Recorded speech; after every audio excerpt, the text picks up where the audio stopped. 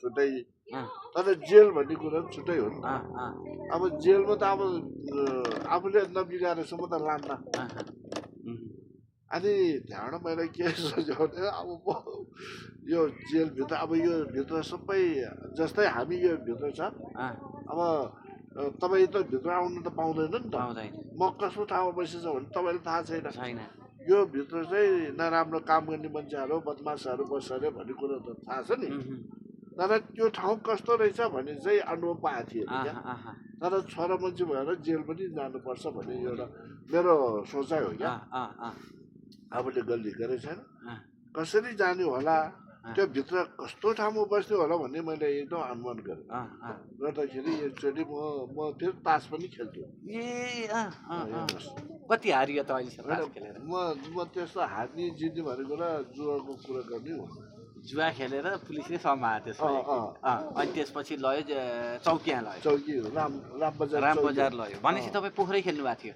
पोखरा अनि त्यसपछि अदालत लयो अदालतमा तपाईँलाई कस्तो व्यवहार गरे भन्नु त मैले भन्दै छ नि अब अरू छोडिदिनु अदालतमा गइसकेपछि अदालतको कर्मचारीले तपाईँलाई कस्तो व्यवहार गरे खुसी हुनुभयो अथवा त्यहाँ गरेको व्यवहारबाट तपाईँ दुखी हुनुभयो कस्तो देख्नुभयो अदालतमा गरेको अदालतमा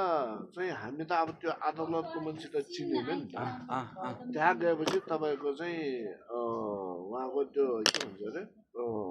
न्यायाधीश वकिल राख्छ नि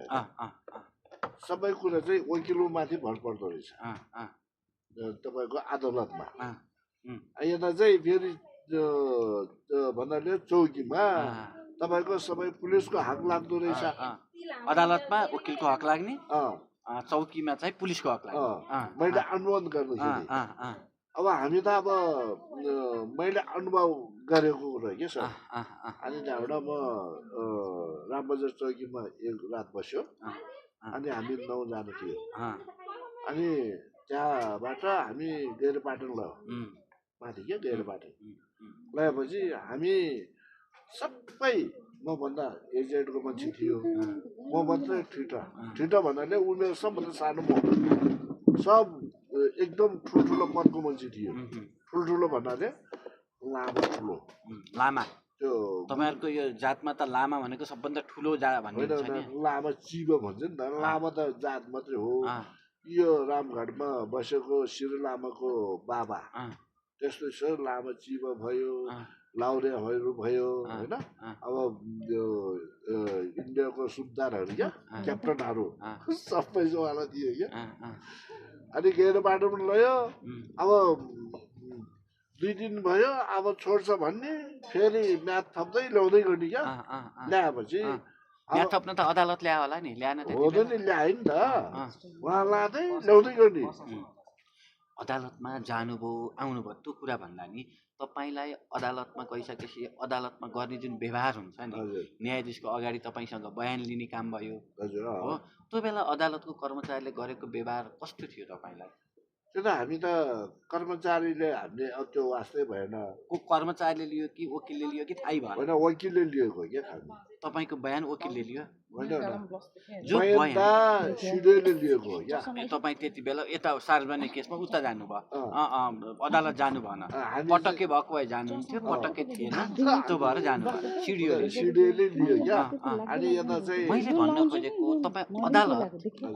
अहिलेसम्म जानुभयो होइन कि ए अदालत देख्नु भएकै छैन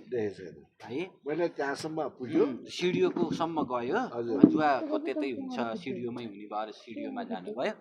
तपाईँ अदालत अहिलेसम्म देख्नु भएकै छैन कस्तो हुन्छ होला अदालत कल्पना गर्नुभएको हुँदैन मैले चाहिँ सबै कुरा बिहोर्न लागेको तर म त्यहाँ जाने मौका पनि पाएको छैन अनि यहाँ तपाईँको गाउँमा एकजनाले 2-3टा बिहा गरेको देख्नु भएको थाहा पाउनु भएको त्यसमा उजुर लाग्छ कि लाग्दैन लाग्छ नि उजुर गर्छन् कि गर्दैनन् गर्छ गर्यो भने के गरिदिन्छ होला अब के गर्ने अब तपाईँको मैले भने नि म त अब त्यसमा परेन तर उहाँ